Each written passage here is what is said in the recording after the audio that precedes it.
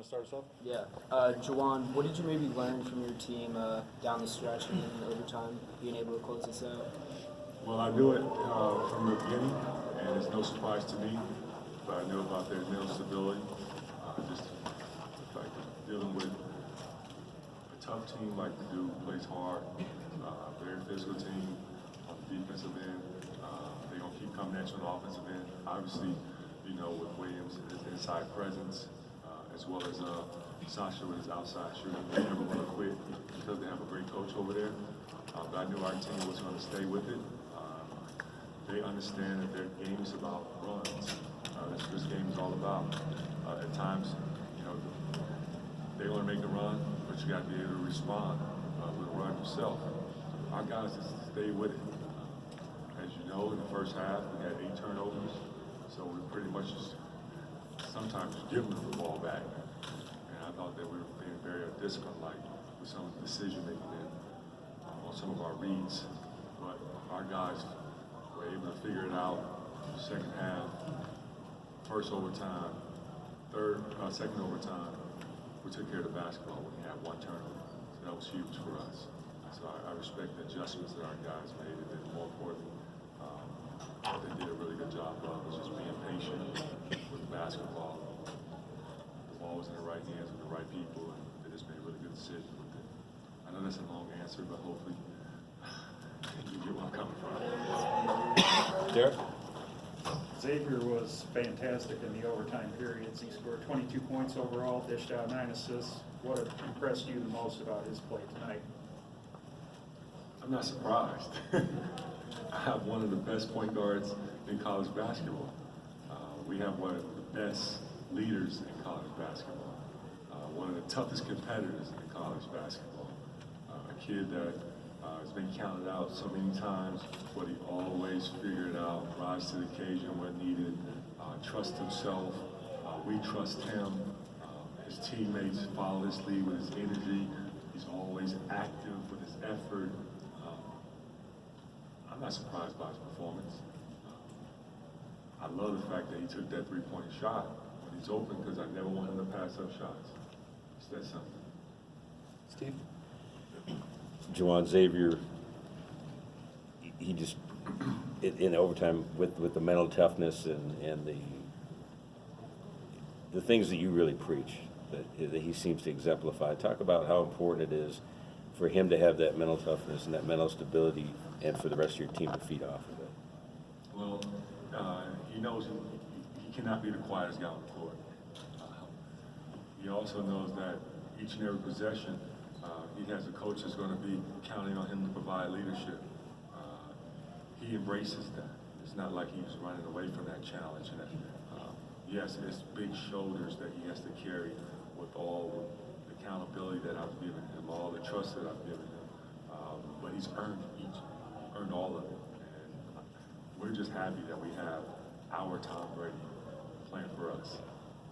And when he was asked about certain shots that he took, he would say, well, I helped defender's head turn, or I saw, and the game's moving at such a fast pace, and he's noticing these very little subtle things that open the highway for him. Talk about that ability and maybe how unusual it is. Well, it always boils down to his experience. You know, he's a gamer. It's his 4th year as a senior. He's played for a coach that had phenomenal sets. A lot of it was a lot of read and react. And it's somewhat similar as far as what we run offensively too, but instead, yes, we use a lot of ball screens, and he's practiced. He knows where the reads are. Yeah, at times, you know, like they all do, they make mistakes. They try to make the right play. Sometimes it's a home run play, but he makes singles too. And we're going to continue to keep practicing it. He watched film. He knows it. But the thing that I'm impressed with the most is that he's always ready to work. He's always ready to practice, don't miss any practices. And that right there, you can cheer. You're just going to cheer for a guy like that because of the fact that he's wired the right way. Big credit to his dad and his mom for instilling those type of values of being the guy who's going to bring his work ethic each and every day in practice and in games. Ryan? the lineup with Franz and the three guards. What did you see on the court that led you to want to try that out? Well, you know, with me, I look at the game and I read the game on how the situation is being thrown at us. And I mix and match with different type of lineups. It's not the first time we use Franz at the 4 spot. We also practiced it. So Franz was prepared to play that position. I noticed that they didn't have both bigs in, so I needed another ball handler as well as a shooter. I knew at times, you know, on the defensive boards, you know, we may get beat on the glass, but Franz was in there scrapping. They all were. X, David, Eli, John. Did you see that point as a turning point of the game with those guys in the comments and stuff? I helped a lot, for sure. But it was all hands on deck. You know, every guy on our team that played contributed. And then also the guys that did not play contributed with the fact that they were being leaders in timeouts, on the bench cheering, giving positive energy throughout the game. So it was a total team effort. You know, the guys that really mattered the most, that really helped us and willed us to victory, was guys that did not show up on the box score. You know, Isaiah Livers, he was super active out there being a leader and in huddles. Brendan? When you came in and you didn't only kind of inherit the team, you inherited, you know, a very distinct leader in Xavier. I kind of wonder, early on, your two personalities, how did that marriage kind of play out? And, you know, you trusting him trusting you, how'd that work out? Yeah, that's a great question. I never forget when I called Xavier's mom. And we had a nice conversation. She was excited about the getting a job and having a chance to coach her son and teach him about growing as a player, but also growing as a man. And I welcomed that challenge and I embraced that. Then she said one other thing that was very important. She was like, you know what? The two of your birthday is close to one another. And my grandmother was always big on astrology. So we both are Aquarius. And we both can be bullheaded. I will also add stubborn. I know I'm stubborn. My wife will take that. And we also both are tough-nosed competitors. But the beauty of it is that we both trust one another. And I've earned this trust. I've watched him. I've been a big fan of his game. And so coming in, like you said, I inherited a special player that I know is going to fight every night, going to compete from start to finish, and is going to lead like no other. Ryan? How much concern is there, if any, with what some of the bigs in the Big Ten have been able to do against you guys this season? Yeah, you know, you look at the stats, truly it's going to point at that, okay, John, the guy that he guarded, had a great game. And it's true, he had a really good game. Yes, Garza played for Iowa. He had a big, strong game, too. Coughlin, Illinois had a big, strong game. That's because of the coach, you know, being stubborn, not bringing the double team. Yes, as you saw when John got the ball in the post, they brought 2 men to John. And I know John's like, okay, well, can I get some help too? But I know that John is a competitor. Yes, he did not want to allow or give up any bucket. And he did not like give him buckets. I know Williams will tell you, and I don't know if he told you guys yet, but he had to earn each and every one of those baskets. But there was like 2 heavyweights going at it. And that's what the Big Ten is about. It's about competitors, very talented guys. It's very skillful bigs, but I really entrusted embraced our game plan. Chris? You guys were 7 of 29 from 3, but a lot of the looks that you got, especially in the second half, were wide open looks. Were you pretty happy with the way you guys ran the offense and the shots that you got? I'm happy with the fact that the ball was moving. We made some really good extra passes. The ball was moving from side to side. Unfortunately, we're missing shots that we normally make. But I want those guys taking those same shots again. When you open, let it fly. That's my motto. Ashley? Going back to the smaller lineup with Franz at the 4, what does that group give you in terms of what's maybe a little bit different in spacing and opening things up on offense? Well, that group is a very dynamic group. They give us 5 skilled guys. Franz is a very skillful guy that can put the ball on the floor and shoot with good length. He also defends very well, which he's not getting enough credit for.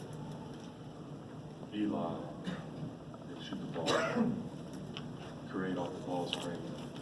X, David, we all know they're really good off ball screens too. So it's a hybrid lineup.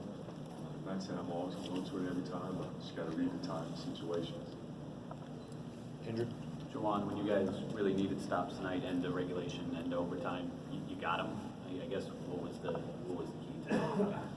Well, that's one thing that I never forget when you talked about it on today's Thursday. Yesterday, right? You mentioned about our defense. It wasn't me, but it was me. It wasn't you? I'm sorry. He's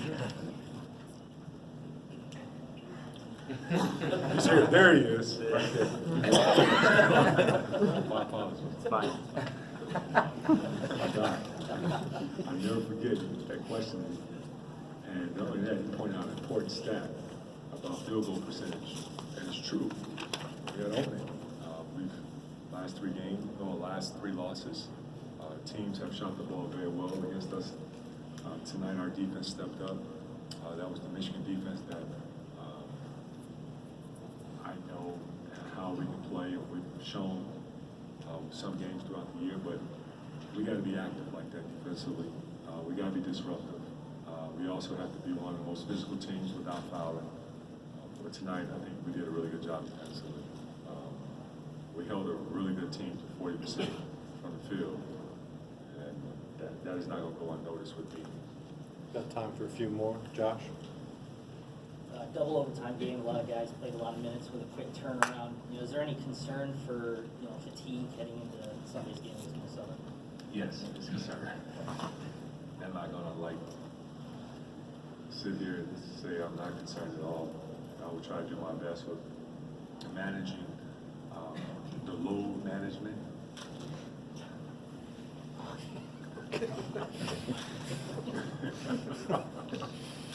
Load management. Yes, I gotta be smart about it. Can't just grind them. Tomorrow I have to be smart with our practice prep. But yeah, tomorrow morning when I walk in the door, I'll be locked in on Minnesota for sure. And tomorrow we have Saturday, another game, day to prep, and then we also have Sunday morning. So we'll be smart about it. We'll go Daniel and then Brendan. You talked a lot about going off the load management. You referenced LeBron James back in October in Chicago about how well he took care of his body. Is there any kind of specific pointers that you give to these guys, given that they're coming out of high school? Well, Alex Wong and John Sanderson, they're the best at it. So, they got it handled. And now it's important for me and my staff to come up with a game plan for tomorrow's practice, where we don't wear our guys out, because 2 overtimes, late night. Hopefully they get some good food in their system, healthy food in their system. I remember those times when I was in college, it was the pizza and the wings. That's part of recovery. You gotta eat right, you gotta get off your feet, get some sleep. Yes, they have class tomorrow.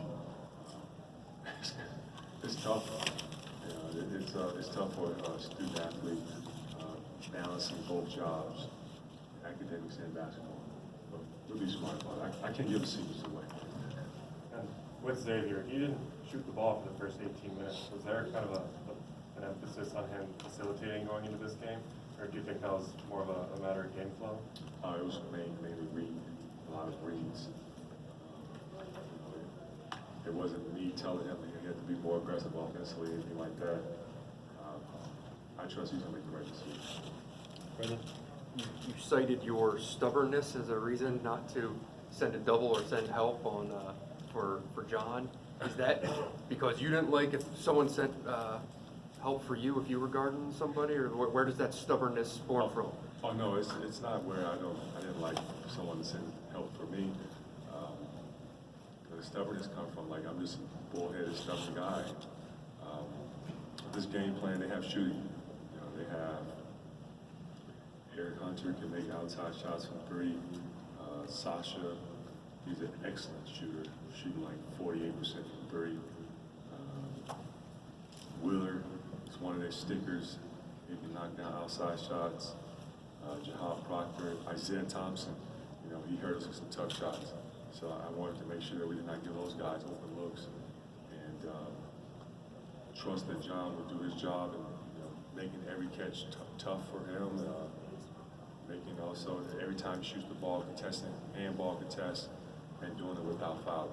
But Williams made some tough shots, man. They were well guarded, some of them. He just willed it, and with his skill, and give him credit, you know. But at the end of the day, the 36 points, that was on me. That wasn't on John Teskey. Okay, so let's just make that be clear. He scored that on me. Last one in the corner. Coach, I hope this doesn't come across as